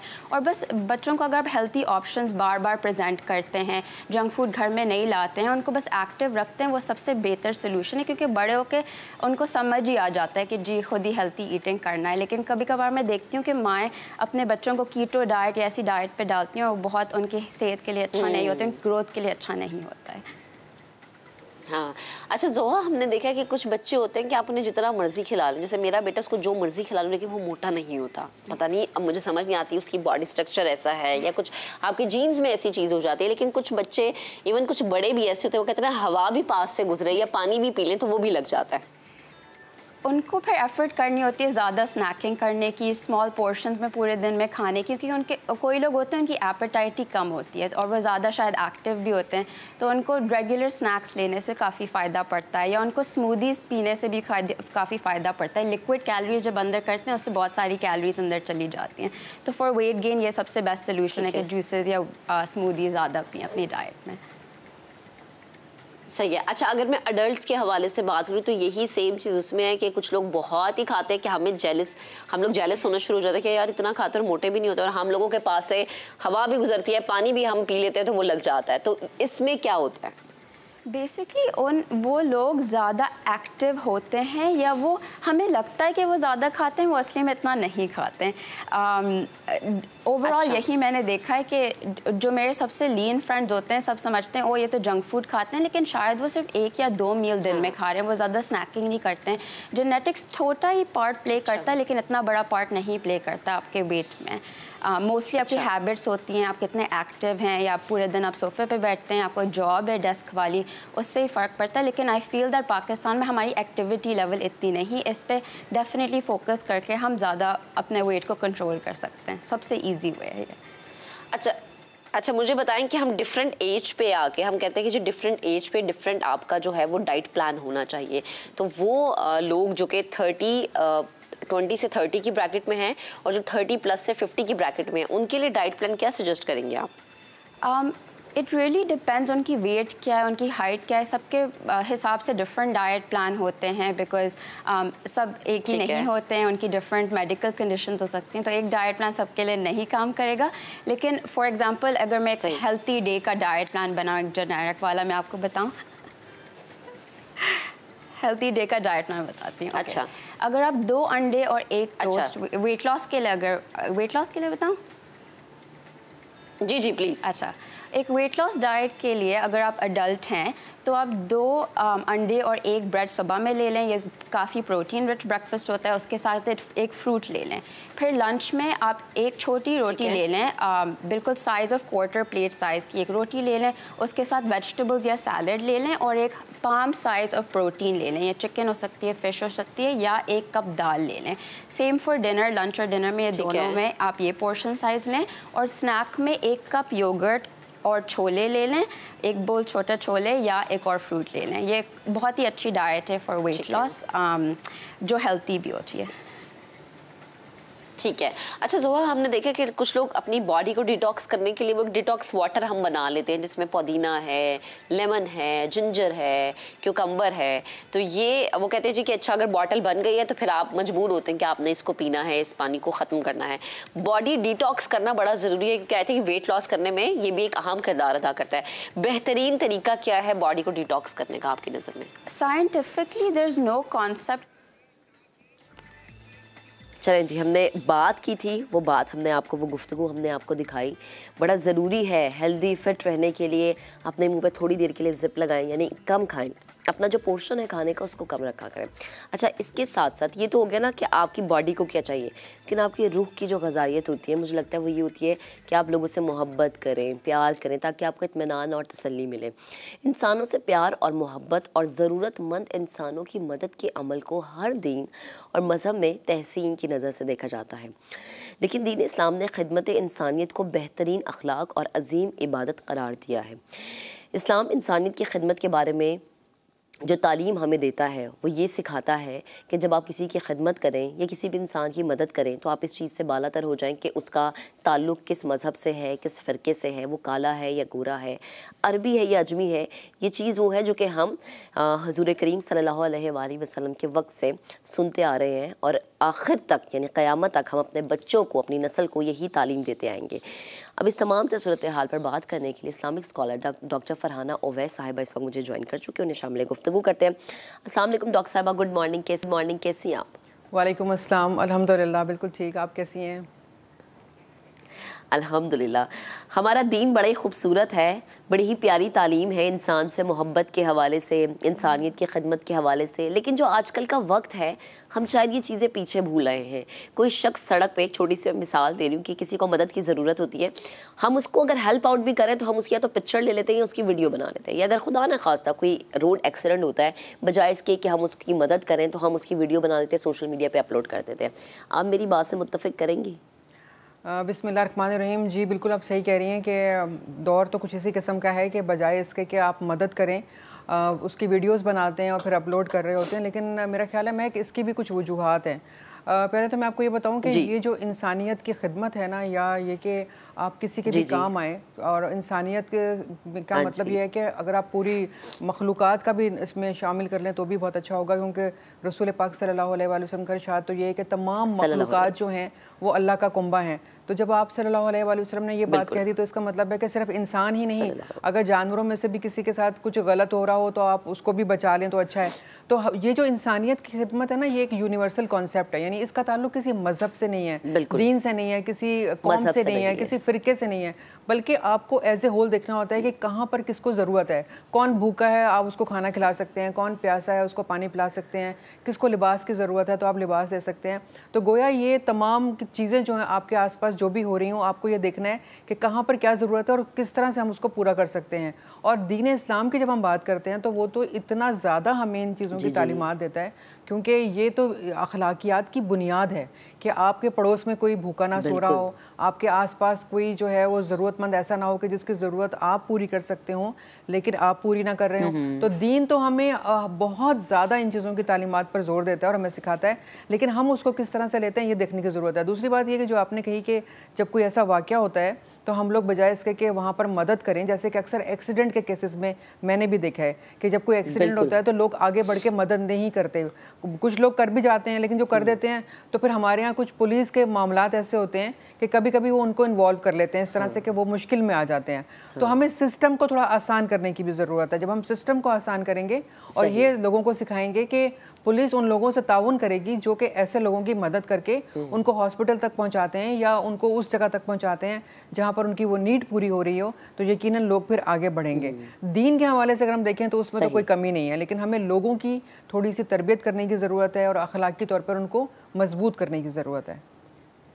सही। अच्छा डॉक्टर साहब, जब हम बात करते हैं ना कि हमारा दीन ये सिखाता है कि मदद के लिए आपने आगे बढ़ना है, इस चीज़ से बालातर हो के सामने वाले का फ़िरका क्या है, सामने वाले का मसलक क्या है, आई थिंक इसके अंदर सबसे जो मेन चीज़ है वो आपके घर का ब्रॉटअप है, आपकी ग्रूमिंग है। क्योंकि अक्सर औकात मैंने देखा कि स्कूल्स में जो बच्चे हैं ना वो ये कहते हैं कि जी अच्छा इसकी हमने इससे बात नहीं करनी है, इसको हेल्प आउट नहीं करना, क्यों? क्योंकि जी इसका सेक्ट अलग है, या हमारी मामा ने मना किया कि आपने इससे बात नहीं करनी क्योंकि ये आपके मसलक का नहीं है या आपकी बिरादरी का नहीं है, क्योंकि हमारे यहाँ बिरादरियों के भी बहुत सारे इशूज़ हो जाते हैं। तो आई थिंक इस चीज़ का स्टार्ट आपके घर से होता है।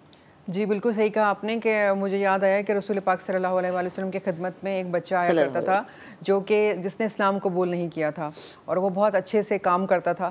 तो एक दफ़ा वो बीमार हो गया तो आप सल्लल्लाहु अलैहि वसल्लम, चूँकि हम सब जानते हैं कि वो बच्चों से बहुत प्यार करते थे और वो इस चीज़ की परवाह नहीं करते थे कि कौन मुसलमान है और कौन मुसलमान नहीं है, तो वो बच्चा भी आपके अखलाक से जो है बहुत ज़्यादा मुतासिर था। तो जब वो बीमार हुआ और आप सल्लल्लाहु अलैहि वसल्लम उसको मिलने के लिए गए तो आपने उसका बहुत ख्याल किया, उसको पूछा, उसके वालिदैन वहाँ बैठे हुए थे और आपने उसको दावत दी दीन की उसके वालिदैन के सामने, तो उस बच्चे ने खुशी से इस्लाम कबूल किया क्योंकि उसने आपको, आपके अखलाक को बहुत अच्छी तरह से देख लिया था, बहुत करीब से।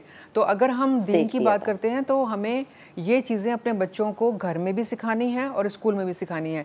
लेकिन अफसोस के साथ कहना पड़ता है कि आजकल शायद वालिदैन जो हैं वो ख़ुद दीन की तालीमात से इतने दूर हैं और बाज़ दफ़ा जो असातिज़ा किराम हैं उनके पास इतना वक्त नहीं होता कि वो तरबियत की कुछ बातें बता सकें। वो सिर्फ किताब की बातें ही पढ़ाते रहते हैं जो सब्जेक्ट वाइज वो पढ़ा रहे होते हैं, लेकिन तरबियत की कमी है जिसकी वजह से ऐसे मामलात हो रहे हैं। और आजकल बहुत सारी ऐसी चीज़ें जो हैं वो स्कूल्स में देखने में और सुनने में आ रही हैं कि बच्चे जो हैं अखलाकी तौर पे इतने मजबूत नहीं हैं और गैर अखलाकी काम भी कर रहे हैं और इस तरह की चीज़ें भी देखने में आ रही हैं। तो इसको एड्रेस करने की ज़रूरत है और हमें, मेरा ख्याल है कि फ़ौरी तौर पर, चूँकि हम ऐसे प्रोग्राम इतने ज़्यादा मीडिया पे कर रहे हैं, दिखा रहे हैं और बता रहे हैं, वालिदैन को ज़रूरत है कि वो इस चीज़ को अंडरस्टैंड करें कि दीन ने कभी भी ये मना नहीं किया कि आप गैर मुस्लिमों के साथ कोई बुरा सलूक करें। दीन ने कहा है सबके साथ अच्छा सलूक करो। आपके पड़ोस में अगर कोई यहूदी रहता है, काफिर रहता है, जो भी रहता है, आपने उसका ख्याल रखना है। आपके आसपास ऐसे लोग जो साइल हैं, कोई मुसाफिर हैं, कोई यतीम है, तो आप ये देखकर उसका ख्याल ना करें कि वो मुसलमान है तो मैं काम करूँगा। आप सल्लल्लाहु अलैहि वसल्लम ने जब ये फरमा दिया कि तमाम मखलूक़ात अल्लाह का कुंबा है, तो हमें सबका ख्याल रखना है। हमारे आका मोहम्मद सल्लल्लाहु अलैहि वसल्लम का एक दफ़ा एक ऐसी जगह से गुजर हुआ जहाँ पर एक ऊँट जो था वो भूखा प्यासा था और उसने आप सल्लल्लाहु अलैहि वसल्लम से शिकायत की कि मेरा मालिक मुझे सही तरह से ग़िज़ा नहीं देता। तो आप सल्लल्लाहु अलैहि वसल्लम ने उसके मालिक को बुलाकर कहा कि जितनी तुम इस पर कुदरत रखते हो उससे ज़्यादा तुम्हारा रब तुम पर कुदरत रखता है, यानी कि तुम जुल्म ना करो। अगर जानवर भी तुमने पाला हुआ है, घर में जानवर कोई रखा हुआ है आपने, बकरी है, ऊँट है, कुछ है, तो उसके खाने पीने का, उसके आराम का ख्याल रखना आप पर लाजिम है। ये तो जानवर की बात है। तो आप सोचें कि अगर कोई इंसान है और वो आपके पड़ोस में रहता है या आपके जानने वालों में है, आपके मिलने वालों में है, आपके दोस्तों में है और उसको कोई ज़रूरत है और आप पूरी नहीं कर रहे, तो आपसे उसका सवाल किया जाएगा। जैसे कि आका मोहम्मद सल्लल्लाहु अलैहि वसल्लम ने एक मरतबा फरमाया कि क़यामत के दिन अल्लाह रब्बुल इज़्ज़त अपने बंदे से कहेगा कि मैं भूखा था, तुमने मुझे खाना नहीं खिलाया, मैं प्यासा था, तुमने मुझे पानी नहीं पिलाया। तो बंदा कहेगा या रब्बुल इज़्ज़त, आपको तो इन हाजतों की ज़रूरत ही नहीं, आप कैसे भूखे और प्यासे थे? तो अल्लाह रब्बुल इज़्ज़त फरमाएंगे कि मेरा फ़लाँ बंदा भूखा था, वो तुम्हारे दरवाजे पे आ रहा है और तुमने उसको खाना नहीं दिया। या फला बंदा प्यासा था, तो इसका मतलब अगर उसको फीड कर देते या उसको पिला देते तो इसका मतलब कि आपने इंसानी हुकूक अदा कर दिया। अच्छा डॉक्टर साहब, एक दिखावे का भी जिक्र होता है ना हमेशा। अभी एक ब्रेक का कहा जा रहा है, ब्रेक लेते हैं, ब्रेक के बाद जब हाजिर होंगे तो इस हवाले से भी बात करेंगे, साथ रहिएगा। Welcome back once again. Break पर जाने से पहले हम बात कर रहे थे कि इंसानियत की खिदमत और इस खिदमत के हवाले से हमारा दीन क्या कहता है। हमारा दीन हमें बहुत कुछ सिखाता है, लेकिन ज़रूरत इस अमर की है कि क्या हम सीखते हैं या सीख के सिर्फ दिखावा करते हैं। डॉक्टर फरहाना अवैस इस वक्त हमें ज्वाइन किए हुए हैं। डॉक्टर साहब प्लीज़ मुझे बताएगा कि अक्सर हमने ये भी देखा है, अब चूँकि आगे रमज़ान भी आ रहा है, लोग बढ़ चढ़ के लोगों की खिदमत में आगे बढ़ते हैं, लेकिन कहीं कहीं हमें ये चीज़ें दिखावा लगना शुरू हो जाती हैं। मैं किसी एक को मेंशन नहीं करूँगी, जब पॉलिटिशियंस किसी को राशन का थैला दे रहे होते हैं या किसी के लिए कोई भी किसी भी तरीके से हेल्प आउट कर रहे हो, तो उसमें तस्वीरें बनवाना बड़ा ज़रूरी होता है। तो इस बारे में हमारा दीन हमें क्या सिखाता है? देखिए, ये तो बिल्कुल सही है कि दिखावा करने से दीन ने मना किया, लेकिन पॉलिटिशियंस का जो है वो दिखाना एक्चुअली इसलिए ज़रूरी होता है कि पब्लिक को पता होना चाहिए ना कि हमारे पॉलिटिशियंस जो हैं वो आवाम के लिए क्या काम कर रहे हैं। तो इसलिए उसको हम दिखावे में नहीं ले सकते, हमें लेना भी नहीं चाहिए, क्योंकि बुनियादी तौर पर उनके जो काम होते हैं उनका काम ही सारा खिदमत से रिलेटेड होता है। तो वो आवाम के लिए जो काम कर रहे होते हैं वो आवाम तक पहुंच रहा होता है। तो इसलिए इसको दिखावा मैं नहीं समझती कि दिखावा होगा। हाँ, लेकिन बाकी जो दिलों का हाल है वो अल्लाह रब्बुल इज़्ज़त जानता है। अल्लाह ताला ने तो बता दिया कि जो काम भी आप करते हो उसकी नीयत के मुताबिक आपको उसका सिला दिया जाता है। तो जो भी आप काम करते हैं, जब आपकी नीयत ये होती है कि आप अल्लाह रब्बुल इज़्ज़त के लिए वो काम कर रहे हैं, तो फिर अल्लाह ताला उसी तरह से उसका सिला भी देते हैं, क्योंकि अल्लाह ताला ने तो यही कहा है कि तुम जिस तरह से दुनिया में जो काम करोगे, आखिरत में तुम्हें उसका सिला उसी तरह से मिल जाएगा। और फिर हमें एक और चीज़, जो रमज़ान का चूँकि करीब आ रहा है, तो हमें पता चलता है कि हमारे आका मोहम्मद सल्लल्लाहु अलैहि वसल्लम सबसे ज़्यादा सखी तरीन इंसान हैं और उनके तमाम मामलात इस तरह के थे कि आप फरमाया करते थे कि अगर मेरे पास ओहद पहाड़ जितना सोना भी आ जाए तो मुझे खुशी होगी और मैं उसे 3 दिन के अंदर लोगों में तकसीम कर दूंगा। यानी सखावत का ये हाल था आप सल्लल्लाहु अलैहि वसल्लम की। तो रमज़ान में हमें ज़्यादा से ज़्यादा सखावत का इजहार करना चाहिए, क्यों उसमें हमें सिला भी उसी तरह से मिल रहा होता है। अल्लाह ताला बढ़ा चढ़ा के हमें नेकियों का सिला दे रहे होते हैं।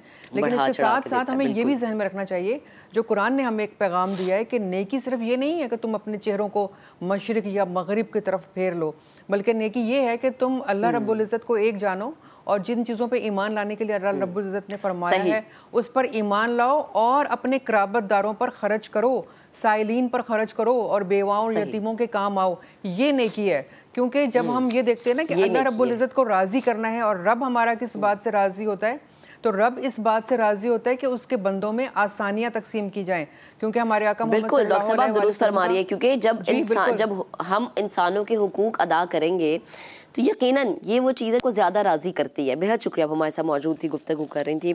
अब ज़रा आगे बढ़ते हैं और बात करेंगे क्रिकेट के हवाले से। PSL 8 में लाहौर कलंदर्स ने कोयटा ग्लैडिएटर्स को 17 रन से शिकस्त दे दी है और सिकंदर रजा मैन ऑफ द मैच करार पाए। रिपोर्ट आपको दिखाते हैं, फिर मज़ीद बात करेंगे।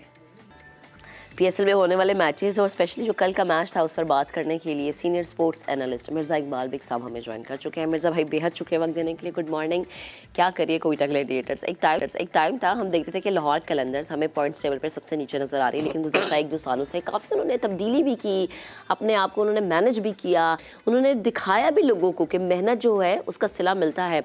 लेकिन जो अब से कुछ अरसे पहले लाहौर कलंदर की पोजीशन थी, अब हमें वो कोयटा ग्लैडिएटर की पोजीशन नजर आती है। कहाँ पर आपको कमी लग रही है? सबसे पहले तो सुबह बखैर महक आपको, और यकीनन कोयटा ग्लैडिएटर्स से लोगों को बड़ी तवक्कुआत वाबस्ता थी कि कोयटा ग्लैडिएटर्स की टीम गुज़िश्ता 2-3 बरस से उसकी कारकर्दगी जवाल की तरफ गामजन है और तवक्कुई कोयटा ग्लैडिएटर्स की टीम आएगी। उन्हें नुकसान भी हुआ, हसारा आखिरी लम्हे पर श्रीलंकन क्रिकेट ने उनको परमिशन नहीं दी जी। और सिर्फ अच्छा ठीक है, अब मिर्ज़ा भाई आपसे दोबारा राबता बहाल करने की कोशिश करते हैं। जी आपकी आवाज बिल्कुल ठीक आ रही है अब।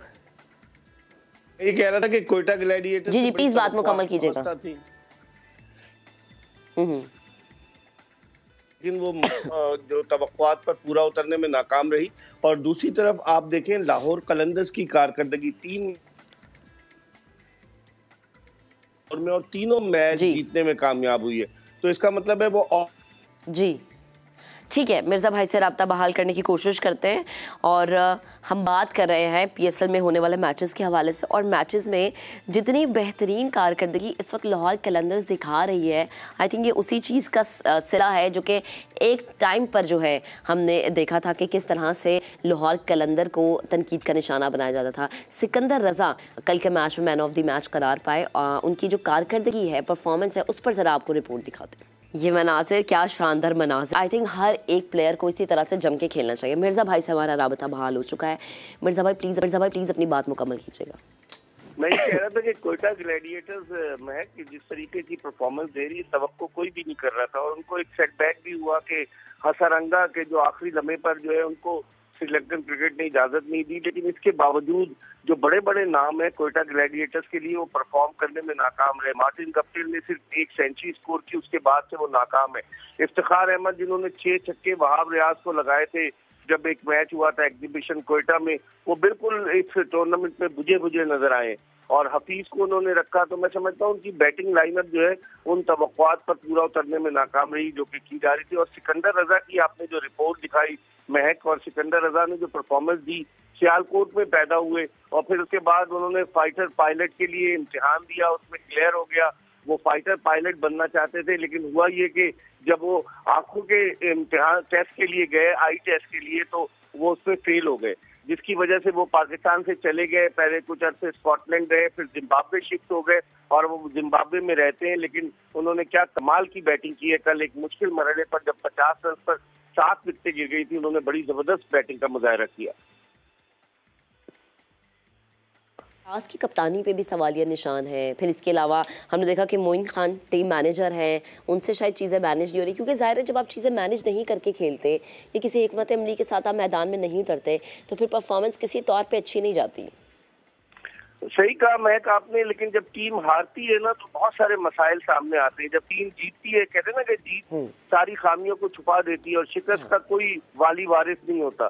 तो जब टीम हारती है तो बहुत सारी चीजें जो है वो सामने आती हैं। आपने बिल्कुल सही कहा, मोइन खान जैसा एक क्रिकेटर जो है वो इस टीम का कोच है। सरफराज अहमद जिनकी कप्तानी में अंडर-19 वर्ल्ड कप जीते, चैंपियंस ट्रॉफी जीते, वो कप्तान है। और सरफराज की कप्तानी में 2019 में कोयटा ग्लैडिएटर ने HBL PSL जीतने का भी एजाज हासिल किया था। लेकिन अब सरफराज अकेला क्या करे, टीम कॉम्बिनेशन प्रॉपर तरीके से बन नहीं पा रहा। बैटिंग लाइनअप उनकी कभी अप्स एंड डाउन्स है, कोई सेट नहीं हो पा रहा बैटिंग लाइनअप। अच्छा, मुझे बताएं कि मिर्जा भाई क्या लग रहा है कि किसी को मिस किया जा रहा है कोयटा ग्लैडिएटर की टीम से? कोयटा ग्लैडिएटर्स ने जो लड़कों को जो ड्राफ्टिंग की महक, उन्होंने ड्राफ्टिंग उनकी इतनी अच्छी नहीं रही। जो वो समझ रहे थे कि एक मजबूत कॉम्बिनेशन बनाने में कामयाब होंगे, लेकिन ऐसा हो नहीं सका। हालांकि उनकी बॉलिंग अच्छी है, नसीम शाह उनके साथ हैं, लेकिन वो इतने इंप्रेसिव नजर नहीं आ रहे। पैचेस में परफॉर्मेंस दे रहे हैं। मोहम्मद हसनैन है और मोहम्मद नवाज की कारकर्दगी पर क्वेश्चन मार्क है कि वो ऑलराउंडर तस्वुर किए जाते हैं, लेकिन इस टूर्नामेंट में उनकी कारकर्दगी उस मयार की नहीं है। तो इनका कॉम्बिनेशन भी प्रॉपर तरीके से बन नहीं पा रहा, जिसकी वजह से कोयटा ग्लैडिएटर्स को पै दर पै शिकस्तों का सामना करना पड़ा। सही।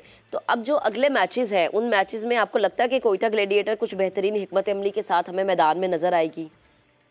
देखिए, अब तो मैच उनके पास डू और डाई सिचुएशन है कि कुछ ना कुछ उन्हें अगर अपने आप को बरकरार रखना है इस टूर्नामेंट में, वरना वो बिल्कुल ही नीचे है इस वक्त पॉइंट टेबल पर, तो उन्हें कुछ ना कुछ करना होगा। अपने बकिया मैचेस हर कीमत पर जीतने होंगे। मुकाबला हो रहा है कोयटा ग्लैडिएटर्स और वरना PSL का ये 8वां एडिशन इनके हाथों से निकलता हुआ हमें नजर आया। बेहद शुक्रिया, आप हमारे साथ मौजूद थे, गुफ्तगू कर रहे थे। आज के प्रोग्राम से इतना ही। अब आपसे मुलाकात करेंगे इंशाल्लाह मंडे को। अपना बहुत सा ख्याल रखिएगा। 2 दिन बेस्ट ऑफ नथिंग देखिएगा, हमें दुआओं में याद रखिएगा। अल्लाह हाफिज।